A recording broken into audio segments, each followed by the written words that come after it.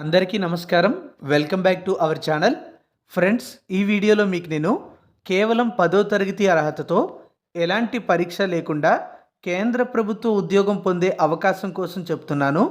కాబట్టి ఈ వీడియోని మీరు పూర్తిగా చివరి వరకు స్కిప్ చేయకుండా చూసి అర్హత మరియు ఆసక్తి ఉంటే తప్పనిసరిగా ఈ ఉద్యోగాలకు అప్లికేషన్ పెట్టుకోండి. కంప్లీట్ నోటిఫికేషన్తో పాటు ఆన్లైన్ అప్లికేషన్ లింకు మీకోసం డిస్క్రిప్షన్లో ఇచ్చాను. అక్కడ క్లిక్ చేసి మీరు పూర్తి నోటిఫికేషన్ డౌన్లోడ్ చేసుకోవచ్చు. అలాగే ఆన్లైన్లో కూడా ఈ ఉద్యోగాలకు అప్లికేషన్ పెట్టుకోవచ్చు. నోటిఫికేషన్కి సంబంధించిన పూర్తి వివరాలు తప్పనిసరిగా చివరి వరకు చూసి తెలుసుకోండి. ఈ వీడియో ఏ ఒక్కరికైనా ఉపయోగపడవచ్చు అని మీకు అనిపిస్తే మీకు తెలిసినటువంటి వాట్సాప్ గ్రూప్స్లో లేదా మీ ఫ్రెండ్స్ అండ్ ఫ్యామిలీ మెంబర్స్కి తప్పనిసరిగా షేర్ చేయండి. ఇలాంటి నోటిఫికేషన్ల సమాచారం కోసం మా ఛానల్ని సబ్స్క్రైబ్ చేసుకొని పక్కనే వచ్చే బెల్ ఐకాన్ని యాక్టివేట్ చేసుకోండి. ఫ్రెండ్స్, ఈ వీడియోలో మీకు నేను 10వ తరగతి అర్హతతో పోస్టల్ డిపార్ట్మెంట్లో ఉద్యోగాల భర్తీ కోసం విడుదల చేసిన పోస్టల్ జీడిఎస్ నోటిఫికేషన్ కోసం చెప్తున్నాను. ఈ సంవత్సరం మనకి 21,413 పోస్టులతో రిక్రూట్మెంట్ నోటిఫికేషన్ విడుదల చేయడం జరిగింది. ఆంధ్రప్రదేశ్ మరియు తెలంగాణ రాష్ట్రాల్లో ఖాళీలు ఉన్నాయి. Both male and female candidates ఈ ఉద్యోగాలకు అప్లికేషన్ పెట్టుకోవచ్చు.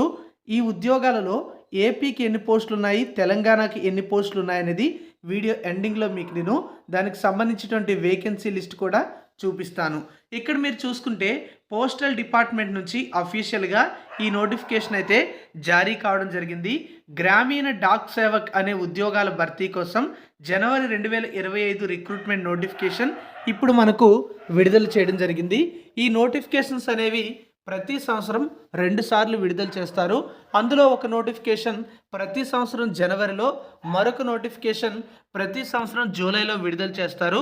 ప్రస్తుతం జనవరి నోటిఫికేషన్ అయితే ఇప్పుడు విడుదల కావడం జరిగింది. గ్రామీణ డాక్ సేవక్ అనేటువంటి ఈ రిక్రూట్మెంట్ ద్వారా పోస్టల్ డిపార్ట్మెంట్లో బ్రాంచ్ పోస్ట్ మాస్టర్, వీటినే బీపీఎం అని పిలుస్తారు. అసిస్టెంట్ బ్రాంచ్ పోస్ట్ మాస్టర్, వీటిని ఏబిపిఎం అని పిలుస్తారు. అలాగే డాక్ సేవక్ అనే ఉద్యోగాలు కూడా భర్తీ చేయడానికి అర్హత ఉన్న నిరుద్యోగుల నుంచి దరఖాస్తులు కోరుతున్నారు. మీరు ఈ ఉద్యోగాలకు ఆన్లైన్లో అప్లికేషన్ పెట్టుకోవచ్చు. ఆఫ్లైన్లో అప్లికేషన్ పంపించాల్సిన అవసరం లేదు. ఈ ఉద్యోగాలకు ఫిబ్రవరి 10 నుంచి అప్లికేషన్ ప్రక్రియ ప్రారంభమైంది. మార్చి 3 వరకు ఆన్లైన్లో అప్లికేషన్ పెట్టుకోవచ్చు. అప్లికేషన్ పెట్టేటప్పుడు అప్లికేషన్లో మీరేమైనా తప్పులు చేశారు అని మీకు అనిపిస్తే మార్చి 6 నుంచి మార్చి 8వ తేదీ మధ్య ఎడిట్ లేదా కరెక్షన్ చేసుకునేందుకు ఒక లింక్ కూడా ఇస్తారు. అందులోకి వెళ్ళి మీరు మీ అప్లికేషన్లో మార్పులు చేసుకునే అవకాశం అయితే ఉంటుంది. అసలు ఈ బ్రాంచ్ పోస్ట్ మాస్టర్ ఉద్యోగాలకి ఎంపికైతే ఎలాంటి విధులు ఉంటాయి, అసిస్టెంట్ బ్రాంచ్ పోస్ట్ మాస్టర్ ఉద్యోగాలకి ఎంపికైతే ఎలాంటి విధులు ఉంటాయి, డాక్ సేవక్ ఉద్యోగాలకి ఎంపికైతే ఎలాంటి విధులు ఉంటాయి అనేది కూడా నోటిఫికేషన్లో ఇచ్చారు. మీకు కావాలంటే ఒకసారి చదవండి. మరి ఈ ఉద్యోగాలకి సెలెక్ట్ అయితే ఎంత శాలరీ ఇస్తారు అనేది చాలామందికి డౌట్ ఉంటుంది. ఇక్కడ మీరు చూస్తే బీపీఎం ఉద్యోగాలకు 12,000 నుంచి 29,380 మధ్య పే స్కేల్ ఉంటుంది.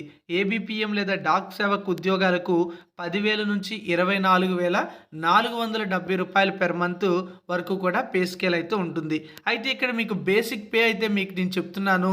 దీంతో పాటుగా కొన్ని అలవెన్సెస్ అయితే వస్తాయి. కాబట్టి బీపీఎం ఉద్యోగాలకు ఎంపికైతే ప్రారంభంలో ఒక 18,000 వరకు శాలరీ ఉంటుంది. ఏబిపిఎం లేదా డాక్ సేవక్ ఉద్యోగాలకి ఎంపికైతే ప్రారంభంలో ఒక 17,000 వరకు కూడా శాలరీ అయితే ఉంటుంది. అలాగే ప్రతి సంవత్సరం కూడా 3% ఇంక్రిమెంట్ కూడా ఇస్తాము అని చెప్పి నోటిఫికేషన్లో ఇచ్చాడు. చూడండి, 3% ఇంక్రీజ్ అయితే అవుతుందని చెప్పి నోటిఫికేషన్లో మనకి మెన్షన్ చేశారు. కనీసం 18 సంవత్సరాల వయసు ఉంటే ఎలిజిబిలిటీ ఉంటుంది అప్లికేషన్ పెట్టుకోవడానికి. గరిష్టంగా 40 సంవత్సరాల వరకు కూడా ఏజ్ ఎలిజిబిలిటీ అయితే ఇవ్వడం జరిగింది. ఏజ్ రిలాక్సేషన్ ఉంటుందా అంటే ఖచ్చితంగా ఏజ్ రిలాక్సేషన్ అప్లికబుల్ అవుతుంది. షెడ్యూల్డ్ క్యాస్ట్ లేదా షెడ్యూల్డ్ ట్రైబ్ క్యాండిడేట్స్కి అంటే ఎస్సీ ఎస్టీ కేటగిరీ అభ్యర్థులకి 5 సంవత్సరాల ఏజ్ రిలాక్సేషన్ వర్తిస్తుంది. అలాగే అదర్ బ్యాక్వర్డ్ క్లాసెస్ అంటే ఓబీసీ అభ్యర్థులకు 3 సంవత్సరాల ఏజ్ రిలాక్సేషన్ వర్తిస్తుంది. ఎకనామికల్లీ వీకర్ సెక్షన్స్ అంటే ఈడబ్ల్యూఎస్ అభ్యర్థులకు ఏజ్ రిలాక్సేషన్ అయితే ఉండదండి. పర్సన్స్ విత్ డిజబిలిటీ క్యాండిడేట్స్కి 10 సంవత్సరాల ఏజ్ రిలాక్సేషన్ అనేది ఉండడం అయితే జరుగుతుంది. మరి ఈ ఉద్యోగాలకి క్వాలిఫికేషన్ ఏంటి? స్టార్టింగ్లోనే మీ అందరికీ కూడా చెప్పాను. కేవలం 10th క్లాస్ క్వాలిఫికేషన్ ఉంటే సరిపోతుంది. ఇతర ఎలాంటి సర్టిఫికేట్స్ మీకు అవసరమైతే లేవు. కేవలం 10th పాస్ అయిన వాళ్ళు ఈ జాబ్కి అప్లికేషన్ అయితే పెట్టుకోవచ్చండి. అలాగే ఈ ఉద్యోగాలకి అప్లికేషన్ పెట్టుకునేటువంటి అభ్యర్థులకు ఏ స్టేట్‌కి అయితే అప్లై చేసుకుంటారో, ఏ స్టేట్‌లో ఉండే జాబ్స్‌కి అయితే అప్లై చేస్తారో, ఆ స్టేట్‌కి సంబంధించినటువంటి లోకల్ లాంగ్వేజ్ అనేది వచ్చుండాలి. ఆ లోకల్ లాంగ్వేజ్ అనేది వాళ్ళు 10th వరకు చదువుకునేటప్పుడు ఒక సబ్జెక్ట్‌గా కలిగి ఉండాలని చెప్పారు.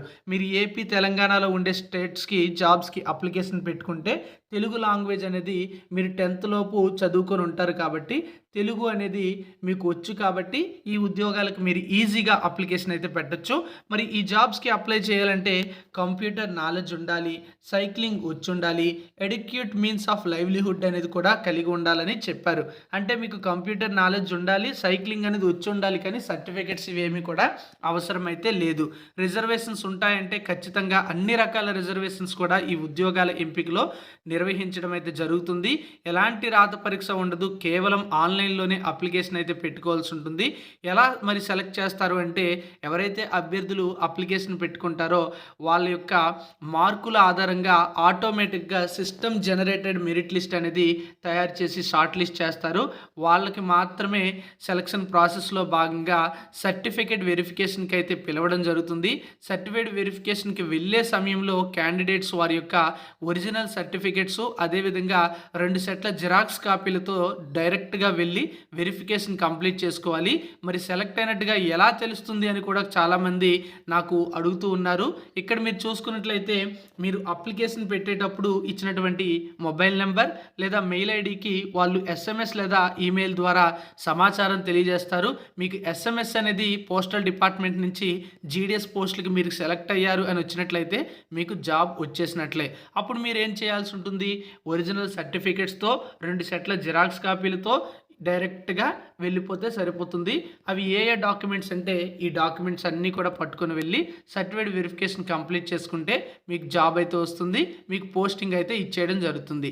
ఈ విధంగా ఈ యొక్క ఉద్యోగాల సమాచారం అయితే ఉంది.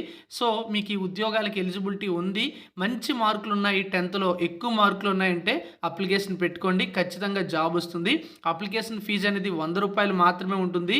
మహిళా అభ్యర్థులకి అప్లికేషన్ ఫీజు కూడా లేదు. SC/ST రిజర్వేషన్ ఉన్నవారికి, PWD అభ్యర్థులకి కూడా అప్లికేషన్ ఫీజు అయితే లేదు. అలాగే ఈ జాబ్స్కి మీరు అప్లికేషన్ పెట్టాలంటే మీ దగ్గర వర్కింగ్ కండిషన్లో ఉన్నటువంటి మొబైల్తో పాటు మొబైల్ నెంబర్ ఉండాలి, ఈమెయిల్ ఐడి ఉండాలి, ఆధార్ కార్డుకు సంబంధించినటువంటి నెంబర్ ఉండాలి. అదేవిధంగా మీ ఎడ్యుకేషనల్ క్వాలిఫికేషన్కి సంబంధించి ఏ బోర్డు నుంచి మీరు ఆ యొక్క క్వాలిఫికేషన్ 10th అనేది కంప్లీట్ చేశారు, ఏ సంవత్సరంలో కంప్లీట్ చేశారు, ఎన్ని మార్కులు వచ్చాయనే డీటెయిల్స్ అయితే మీకు తెలిసి ఉండాలి. అంతేకాకుండా JPG లేదా JPEG ఫార్మేట్లో ఫోటో మరియు సిగ్నేచర్ అప్లోడ్ చేయాలి. ఫోటో అయితే 50 KB కంటే బిలో సైజ్ ఉండాలి, సిగ్నేచర్ అయితే 20 KB కంటే బిలో సైజ్ అయితే ఉండాలి. అప్లికేషన్ ఫీజు కోసం ఆల్రెడీ చెప్పాను. ఎవరైతే SC/ST అభ్యర్థులు, PWD అభ్యర్థులు, మహిళా అభ్యర్థులు ఉంటారో వాళ్ళు తప్ప మిగతా వాళ్ళు మాత్రమే 100 రూపాయల ఫీజు అనేది ఆన్లైన్లో అప్లై చేసేటప్పుడు అప్లికేషన్ అనేది ఫీ అనేది పేమెంట్ అయితే చేయాల్సి ఉంటుంది. మరి ఈ జాబ్స్కి మీరు అప్లై చేయాలంటే ఆంధ్రప్రదేశ్ వారైతే 10thతో పాటు లోకల్ లాంగ్వేజ్ అనేటువంటి తెలుగు వచ్చి ఉండాలి. అదేవిధంగా తెలంగాణకు సంబంధించినటువంటి క్యాండిడేట్స్కి కూడా తెలుగు లాంగ్వేజ్ అనేది లోకల్ లాంగ్వేజ్ కాబట్టి ఆ తెలుగు లాంగ్వేజ్ వస్తే అప్లికేషన్ అయితే పెట్టడానికి ఎలిజిబుల్ అయితే అవుతాం మనం. మరి ఏపీలో ఎన్ని వేకెన్సీస్ ఉన్నాయి, తెలంగాణలో ఎన్ని వేకెన్సీస్ ఉన్నాయని లిస్ట్ కూడా నేను ఇప్పుడైతే మీకు చూపిస్తున్నాను. కాబట్టి ఆ ఇన్ఫర్మేషన్ కూడా ఇక్కడైతే చూడండి. టోటల్గా 21,413 పోస్టులు అయితే ఉన్నాయి ఫ్రెండ్స్. ఇందులో మనకి ఆంధ్రప్రదేశ్ రాష్ట్రంలో చూసుకుంటే 1215 వేకెన్సీస్ అయితే ఉన్నాయి. చూడండి, 1215 వేకెన్సీస్ అయితే ఉన్నాయి ఆంధ్రప్రదేశ్లో. అలాగే తెలంగాణ రాష్ట్రంలో ఉన్నటువంటి వేకెన్సీస్ లిస్ట్ మీరు చూసుకున్నట్లయితే 519 వేకెన్సీస్ అనేవి తెలంగాణలో ఉన్నాయి. ఓకేనా, 519 వేకెన్సీస్ తెలంగాణలో ఉన్నాయి. సో ఈ విధంగా మనకి ఏపీ, తెలంగాణతో పాటు దేశవ్యాప్తంగా ఉన్నటువంటి 36 సర్కిల్స్లో వేకెన్సీస్ అయితే రిక్రూట్ చేస్తున్నారు. మీరు ఏ సర్కిల్కైనా అప్లికేషన్ పెట్టుకోవచ్చు, కానీ ఆ సర్కిల్కి సంబంధించినటువంటి లోకల్ లాంగ్వేజ్ అనేది తప్పనిసరిగా వచ్చుండాలి. కాబట్టి మీకు హిందీ వచ్చనుకోండి, హిందీకి సంబంధించినటువంటి ఏ ఏ సర్కిల్స్ ఉన్నాయో ఆ సర్కిల్స్‌లో కూడా మీరు పెట్టుకోవడానికి ఎలిజిబిలిటీ ఉంటారు. 10థ్ లోపు అంటే 10థ్ స్టాండర్డ్ లోపు మీ యొక్క ఆ ఎడ్యుకేషన్‌లో హిందీ అనేది ఒక సబ్జెక్ట్‌గా కలిగి ఉంటారు కాబట్టి, ఆ విధంగా అప్లికేషన్ అయితే ఇతర స్టేట్స్‌కి కూడా అప్లికేషన్ పెట్టుకోవచ్చు. అత్యధికంగా మనం చూసుకుంటే తమిళనాడులో 2292 పోస్టులున్నాయి. అలాగే ఉత్తరప్రదేశ్‌లో 3004 పోస్టులు అయితే ఉన్నాయి. సో, హైయెస్ట్ ఉత్తరప్రదేశ్‌లో వేకెన్సీస్ అయితే ఉన్నాయి. మన ఏపీ మరియు తెలంగాణలో కూడా మీకు వేకెన్సీస్ డీటెయిల్స్ అయితే చెప్పాను. కంప్లీట్ నోటిఫికేషన్ డౌన్లోడ్ చేయడానికి డిస్క్రిప్షన్‌లో లింక్ ఉంటుంది. క్లిక్ చేసి డౌన్లోడ్ చేసి ఎలిజిబిలిటీ ఉంటే అప్లికేషన్ పెట్టుకోండి. Thank you for watching.